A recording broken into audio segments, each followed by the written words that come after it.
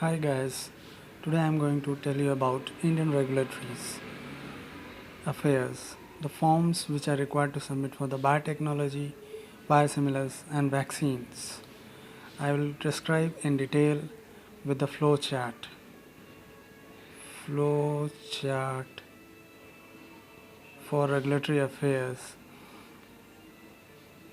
There are two kinds of products which we can say, that is rDNA products, rDNA recombinant DNA products and non-rDNA products. Non-rDNA products. DNA. These two products fall into two different categories.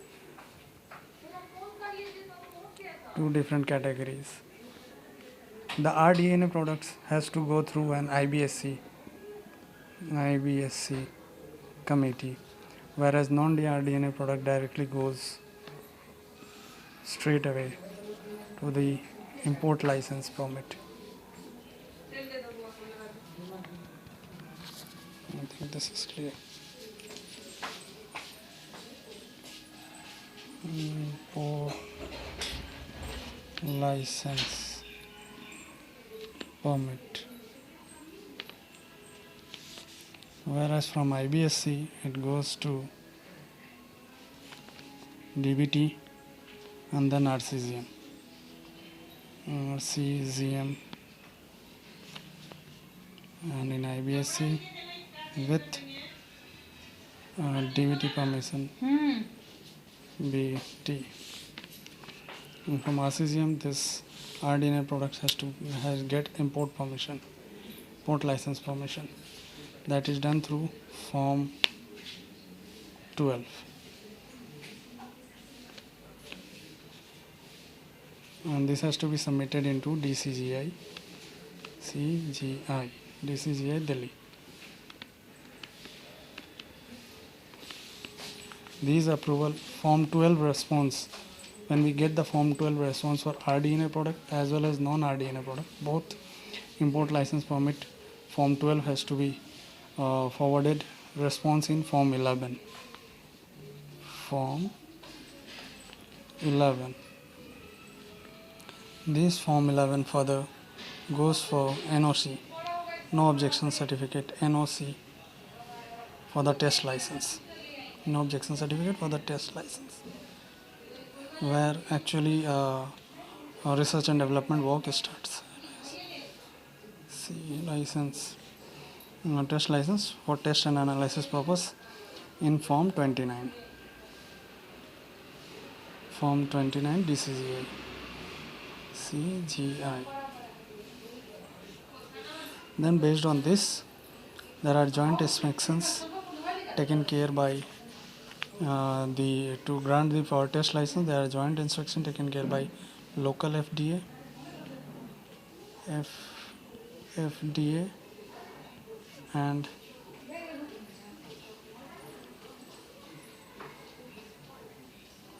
the DCGI people. DCGI. If it is a vaccine, it will also include the people from CRI Kasoli.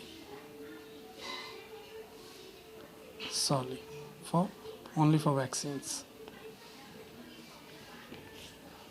Then further, after the joint inspection, this is for joint inspection. Joint inspection.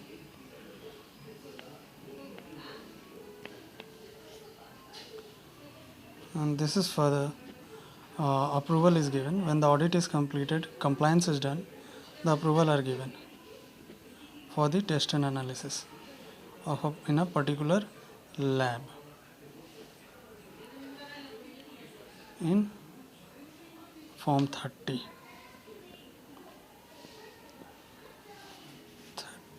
state FDA, and this is given through a state FDA. This after approval,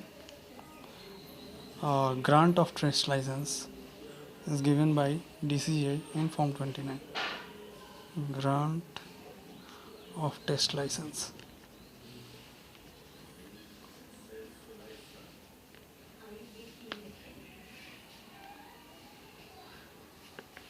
Form 29.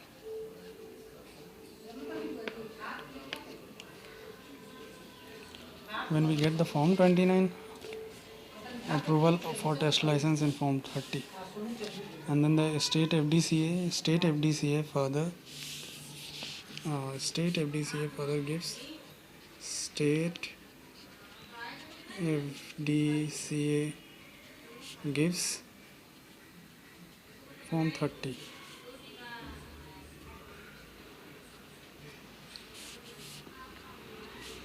And then again after Form 30,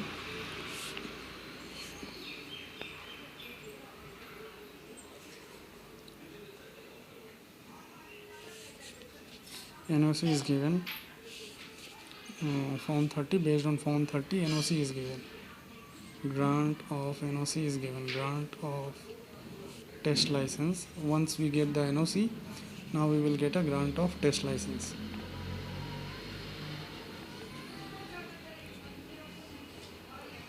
I'm sorry. Here we have to go with not a test license. It will go with the NOC. NOC.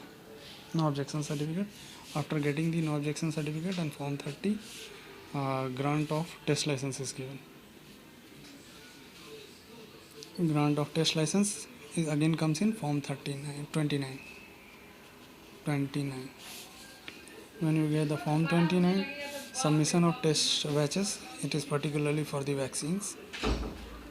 These vaccines has to be prepared for preclinical, and then when we are going for a clinical trial batches, you have to submit this test batches to CDL Kasoli test batches to CDL Kasoli.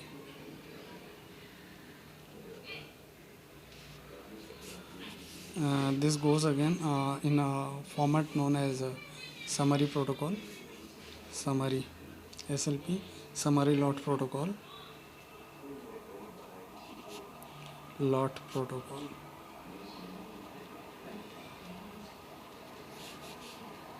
Then after submission, dossier is again forwarded at the same time. Submission of dossier is also given. That is called common technical dossier for the scrutiny. Submission of dossier. Here summary lot protocol contains 3 batches data, results, and the brief of processes.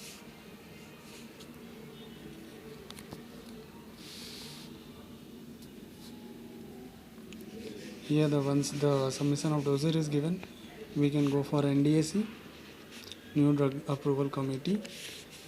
They will also parallelly scrutinize it.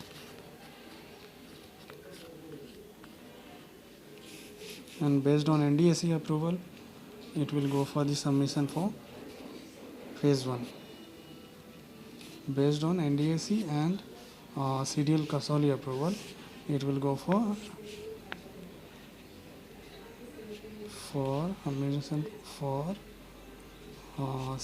CT 1, 2 and 3. All goes against Form 44. Form 44 in DCGI.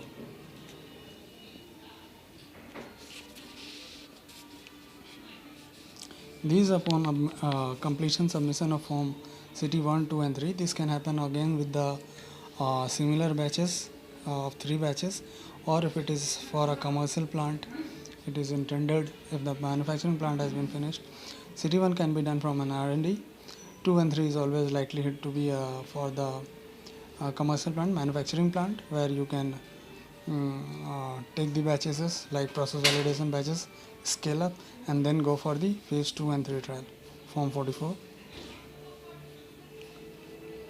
And based on that, we have to go for once the clinical trial is approved, clinical trial is done, clinical trial is over, we have to submit for market authorization.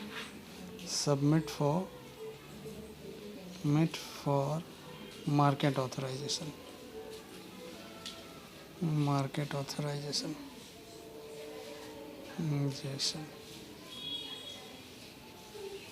and this we do with the form 46. And this is again for market authorization. Once the market authorization is given, state FDCA audit is been called by form 27D. Form 20. Once we get a form 46 approval, we get a form 27D, and form 27D is for the manufacturing license, for commercial manufacturing.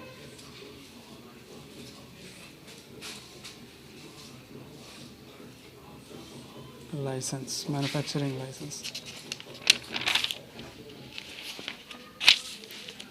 Once you call for a state FDCA, there is again an audit. Audit taken care by both a local FDA and the DCGI. Once the audit takes place for 1 to 3 days on the site, they scrutinize your documents, facility, GMP point of view and product related point of view. GMP point of view as well as product point of view, and the facility. Once this has been, facility is over, grant of manufacturing license is given, and that is given by grant of manufacturing license. Manufacturing license is given. Given in again form. This is given in form 28D. 28D. Once we get the approval for manufacturing license, this has to be form 28D. Form 28D has to be forwarded to Central Licensing Approval Authority, CLS, Central Licensing Approval Authority, CLAA, for counter signature. That this has been approved. And once this counter signature has been received by the local FDA,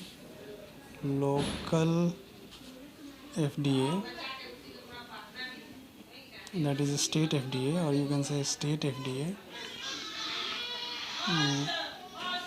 State FDA sends form 28D, and then local FDA gives us a form 28D. Form 28D. And this is the final approval which we get for the commercial manufacturing license, and thereafter we can go for a commercial manufacturing.